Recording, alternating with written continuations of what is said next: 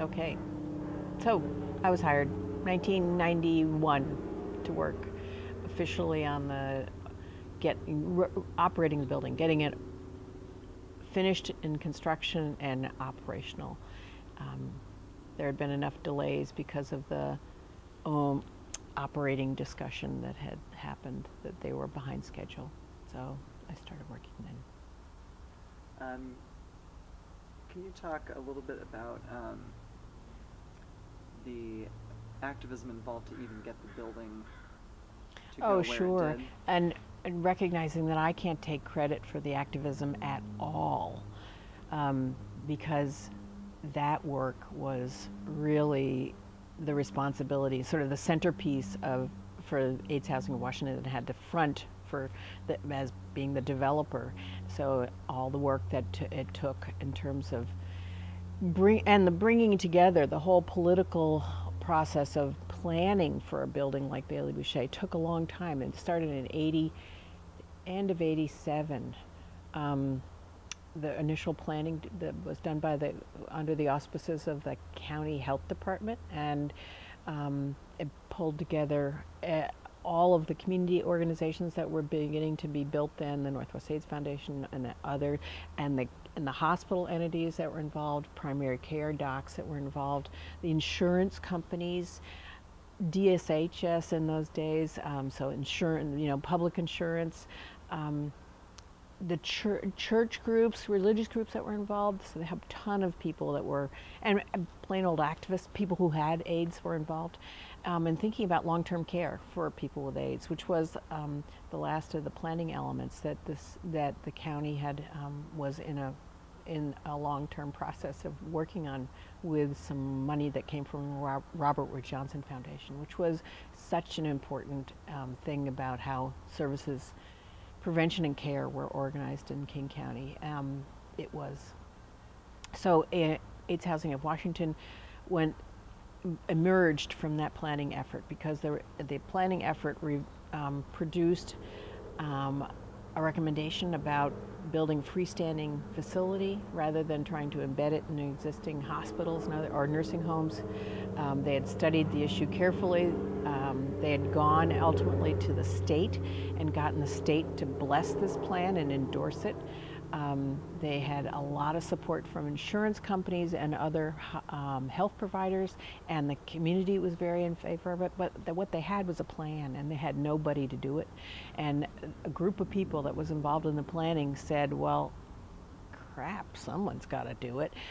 And they formed an organization to do it, to become they didn't want to run it. They thought, well, okay, at least we'll build it. And so it was just a group of people that had no development experience, real estate, property development, building development, but who said, this has to be done. And they were the forefront of that, all the work through the next phases of, convincing people that it was a good idea, that we should be doing this in a community, fighting the battle of putting it in an actual neighborhood, walking that line between, being accused of ghettoizing AIDS by making it in one facility versus mainstreaming it out in the community, being accused by both the white and the black community. Ultimately Bailey-Boushay was located in the Madison Valley, which was sort of a good dividing line between the central area and a sort of a gentrifying white Capitol Hill, coming down the back of Capitol Hill. There were accusations on both sides from many places about whether it was a good idea on many dimensions. And there were developers in Madison Valley that were opposed to the idea of putting a facility for people with AIDS in it. And there were a lot of people who are both actively supporting the idea of the facility and actively opposed to the idea, for different set of reasons. And so it brought in a lot of political activity from everything from ACT UP folks and the Radical Fairies to mainstream folks who were really just totally interested in making sure that access to services, humane services, appropriate services, clinically appropriate services were available to people with AIDS. And it had all the passion of the day, because in the meantime, people are dying all the time, and there's nothing to be done, and the need to find a better arrangement for care that works more appropriately for people and for their families and partners and just social context was screamingly evident. There were so many examples of really bad care in hospitals for people. It was just the wrong place for people with AIDS. All the horsepower that exists in a hospital was the wrong, quote unquote, medicine for people with AIDS. And there was also very few services to support people who weren't at the critical phase of illness to remain independent. And that's what came from to be Bailey-Boushay. But the passion was really high, and there were confrontations, and there were threats, and there were the ACT UP folks were scheming to try to embarrass the developers out of their work. There was a suit against a challenge to the master use permit for Bailey-Boushay that took a long time and a bunch of money to fight through the city's process. And so there was a lot of feeling about it. And it took a lot of parties and different entities all in support. And it also took a lot of money. And one of the things that was Bailey-Boushay broke ground on for the Northwest for sure is actually the beginning of philanthropy for HIV and ultimately for people, LGBT populations, because we just never had raised money from the mainstream. And because of the power of personal connections, there was both political support and financial support from places that had never given to any issue, whether it's Weyerhaeuser, who's the woman who's in charge of philanthropy at Weyerhaeuser, had a son who was gay, and a very senior person at Boeing led to the political support for the creation of the facility, because his wife was a chaplain, and she was very active in caring for people with HIV. And so all these ongoing ways, the personal connections were made that led to the opening of a lot of doors for Bailey-Boushay, but it took an amazing amount of work. There was no, often in philanthropy there's a lead gift for a facility. Bailey-Boushay only cost, in retrospect, it's only $8 million. It was an enormous amount of money, and there was no, often, you see at the university or the art museum, somebody's given, $5 million for the building, and it's the big first gift or the most important gift. There was no $100,000 gift that came to Bailey-Boushay. They were small gifts. If they were corporate or corporate foundation stuff, it was under $100,000. It was small, and a lot of it came. The reason the building was named Bailey-Boushay was because in the end there was no lead gift to name it after anybody, and the person they decided to offer the naming option in honor of Thatcher Bailey and his partner Frank Boucher. Thatcher, it wasn't Thatcher's gift per se that led to the naming. It was because Thatcher was so tireless in asking his friends and family and community members to give, and from people who had never given before. So it's the $5,000 gifts and the $10,000 gifts occasionally that led to the naming of Bailey-Boushay, but it wasn't I've got $1 million for you. So that activism was also the beginning, and it actually, in those days, Pride existed, but had no profile of that dimension. And I know that from talking to my colleagues who've worked at Pride over the years, that really it was HIV and AIDS that led to the growth of philanthropy within the LGBT community in a different way, a totally different way. Because I don't think people really understood. Well, there wasn't the same need to raise money in that way, and began a new world. So that's what I'd say for the activism part of leading up to it. By the time I got to Bailey-Boushay, well, by the time the facility opened, I was on the other side of the experience for many ways. I mean, people had either come to a conclusion that it was happening, but we all got to rather relative ease of actually just becoming neighbors and educating people.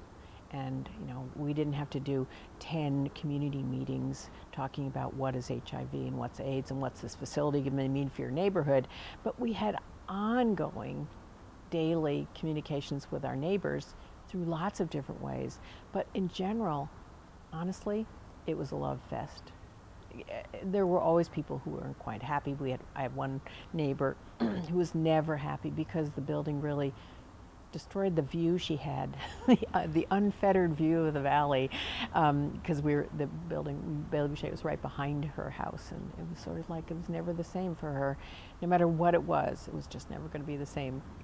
And in the end, she moved, and she said, "I should have moved a long time ago. I couldn't get over it." But in terms of the merchants and the residents and even the developers in the neighborhood, the backing was so swiftly positive. It was incredible. And really, it was nothing but a good thing for the neighborhood in terms of bringing lots more people to the community, lots more shoppers to the community, and really a pretty damn good neighbor. But it was much easier. The fear and the concept was scarier than the reality for most people. Can you talk a bit about your specific roles at Bailey-Boushay? Sure. I was hired to be the director of Bailey-Boushay, essentially. I had an official legal title because of the, cat interference.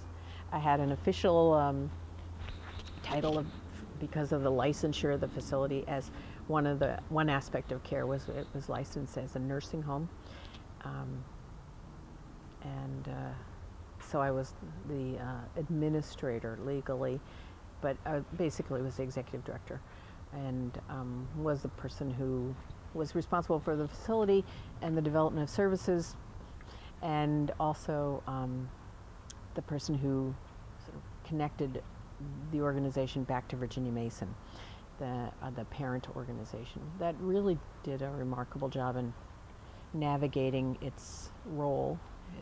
Bailey-Boushay was allowed to emerge as a community organization rather than a arm of Virginia Mason, and Virginia Mason has been so unbelievably generous to the community in general through Bailey-Boushay.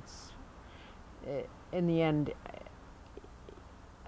Bailey-Boushay wouldn't probably exist today if it wasn't for Virginia Mason because of the work and support that they put into it, which was sort of miraculous since they had no real connection to HIV. They didn't have an HIV population, but didn't have HIV-related docs, but took the leap when the need was there, when none of the other medical systems or hospitals said yes to would you be the operator? I mean, Harborview said no, Swedish said no. They had the biggest populations of HIV, and Group Health said no, and thank God Virginia Mason said yes, which was definitely for them a leap of faith into the blind abyss, but it was a really fabulous decision for the community. Did you have any interactions with any of the AIDS organizations in Seattle? Yes, I had lots and lots of interactions with other AIDS organizations. And in the early days of AIDS, one of the things that came out of that planning process for looking at the needs of people with HIV and AIDS was a really robust, rich array of services that was described as a continuum of from prevention to care, through care, and a really well-populated continuum of care, so that there were periods when there was just an organization for every little need. There were organizations that were doing the big work of prevention and the big work of home services, like and the AIDS Foundation, and the big work of case management that was being done at the AIDS Foundation and Harborview primarily, and the big work of the HIV units at Swedish and Harborview. And then there was, spiritual support through Shanti, but there were also groups of people who were organizing pet care and pet resources for people who had pets who were sick who couldn't take care of them. So literally, there was massage therapy, there was a lot of services because there were a lot of needs. And one of the things that was most amazing was to watch people sort of self-organize around these issues. And that's where so much of what was really good about the services that began in Seattle really was incredible, because people did do what was necessary and figure it out. And what we figured out in Seattle, actually, what you often take for granted what happens here because you sort of don't know what's going on, but the truth was we did know what was going on a lot of other places, and it turned out that we actually learned so much we were a second wave city, and we learned a lot from the first wave.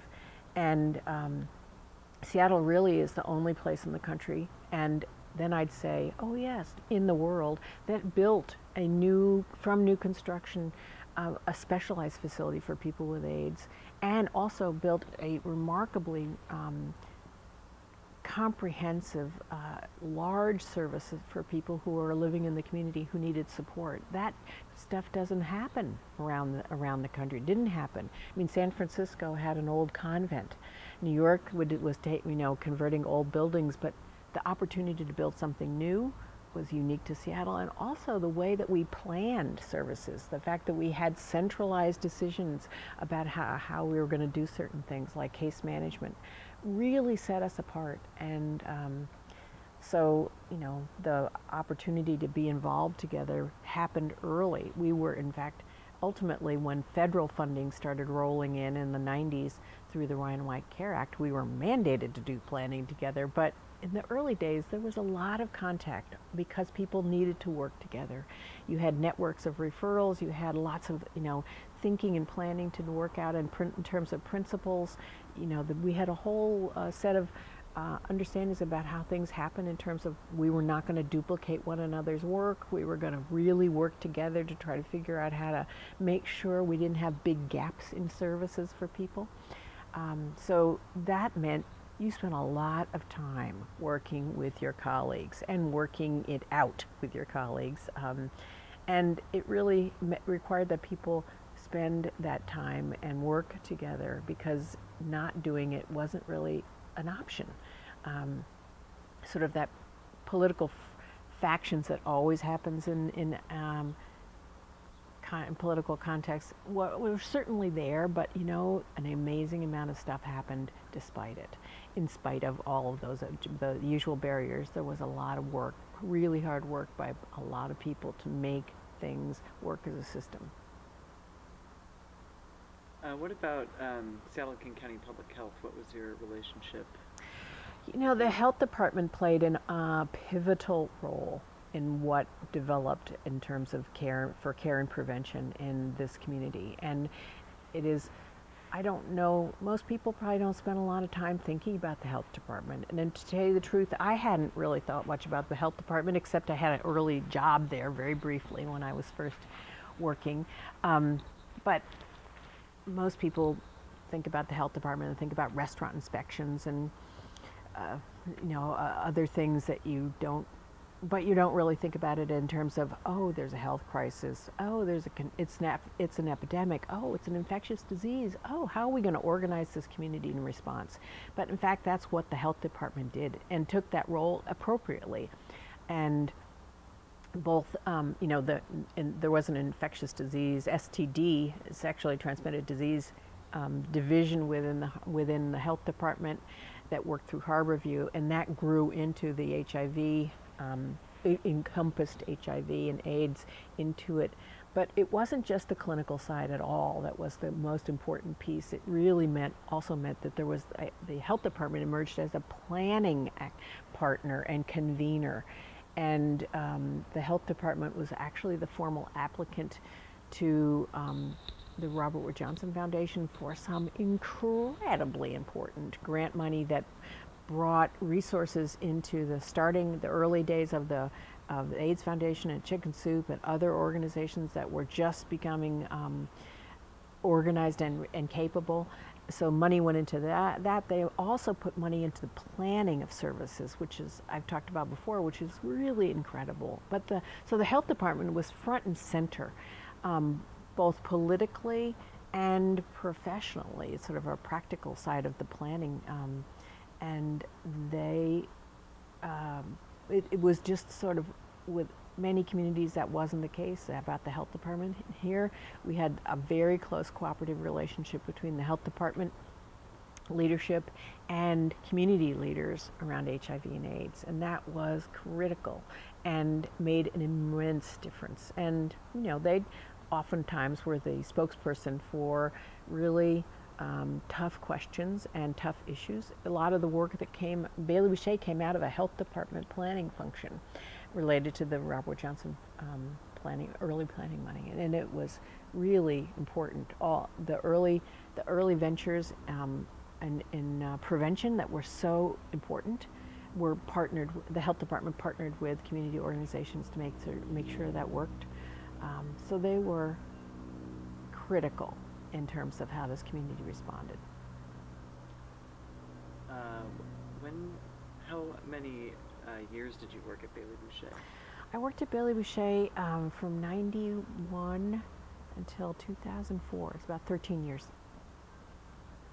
In the same capacity? I did. Yeah. Yeah, I didn't get promoted anymore. And then, since you've left Bailey-Boushay, have you remained active in? I have not remained active in the same way. I don't do that on a daily basis anymore. My interests and concerns related to HIV, so it doesn't feel like I do it every day, and that's a big difference. But I'm still a big supporter of Bailey-Boushay and lots of other organizations that do HIV work. And I've done work with organizations. I did some work with Lifelong AIDS 2 years ago for a period of a year doing some project consulting work. And I've spent a year in India working with a large HIV prevention program. And it feels to me like almost every aspect of work that I have continued to do in terms of housing and healthcare has contained an aspect that relates to people with AIDS, but it's not the center point of my world in the same way anymore. So I connect on issues of politics and HIV. One of the things that continues for me is in the late, I'm going to have to do a little math now. This isn't really for filming. I think we're up to the 18th or 19th year. 18th year. So someplace in the 90s, myself, Tim Bradbury, did I mention Tim Bradbury to you as a person you might want to talk to? I don't recall. Anyway, well, Tim Bradbury really served as the organizing catalyst for doing some political fundraising for the Democratic Caucus. And I'd spent a fair amount of time in Olympia and also in DC on AIDS issues, interestingly enough, related to the status of Bailey-Boushay, which was an exception legally and regular in terms of policy and payment. So I had spent a lot of time down in Olympia, which was, revelatory in that way. You just don't spend that much time in your civics class until you really have to cozy up to some issues. And I had become quite active about that work because I had to. And we started doing, I was invited to a forming meeting to talk about raising money for LGBT and HIV issues to fund the Democratic caucus. The Democrats had fallen from the majority as in the House and Senate, and things really weren't going that well. Things that had gone pretty well in the early days of HIV in the state legislature weren't going well. They weren't going well for LGBT issues either. We were still plodding along, waiting for the basic anti-discrimination laws to get passed. Cal Anderson was there in the early days, putting his bill for it every year, and we weren't making any progress. So we decided that our best hope was to actually give money to the Democratic caucus, straight out. Just give it to the caucus, not any one candidate. Just say, we believe that our interests are best served by through the Democratic Party, and we'd like to do a fundraiser for you. And we started doing fundraisers, annual fundraisers, just one night. Just make a pledge, show up, pay your money, and whoa. It's a wildlife, and I have continued to do that annually. Been the co-chair for years of raising money for we now do it. We're the single largest event for the Democratic caucus. We raise between $40,000 or $60,000 a year for the Democratic caucus. It has made a remarkable difference in terms of really just giving us a chance to make sure the Democratic caucus actually hears from people in an organized way about HIV and LGBT issues. And for me, it was also the first time I was ever involved in political fundraising per se.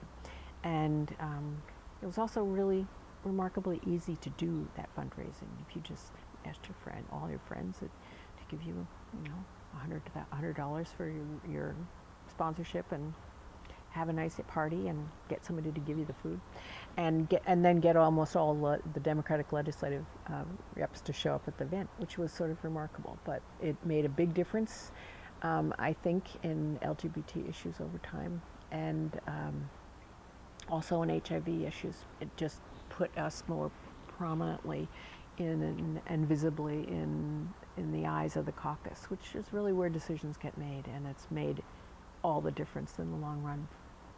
When did you start doing that? Well, I think that the period would have been in the late 90s, maybe. This is where math really isn't going to hold it, but it has to be the late 90s. Later 90s, like 97, 98, and 98, I think. But it's been a long-standing single night fundraiser only to fund the Democratic caucus. It's not, it's not the HRC, it's not Lambda Legal, it's not any of those. It's nothing that grand. It's just a one night stand for Democratic politics at the state level.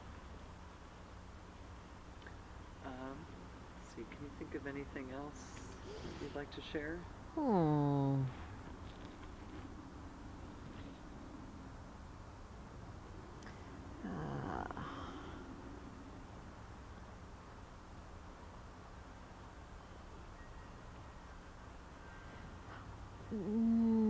Nothing except perhaps my own thinking of that all the things that I have gotten the opportunity to work on in my life, I have felt like there was a wonderful. I do feel like I've had an incredible opportunity to combine my own personal and political passions with my professional work, which is a rare opportunity. And the opportunity to be involved in building rights for people, enhancing those certain services and rights, and normalizing services for people who are typically at the outskirts of life has been a remarkably important personal opportunity for me in the long run. Most people don't get the chance, really. They don't get the chance to pick their passions and match them up with, I do that on a regular basis. In fact, someone pays me to do this. It's just an incredible opportunity, and the, to be of use in that way, to be of use in a sort of from a civil rights perspective is an incredible thing. And I feel like, I feel like Lou Gehrig. I feel like the luckiest woman alive in terms of the kind of things I've gotten to work on and continue to get to work on. It makes an incredible difference about how I feel about the opportunity to be alive in the world.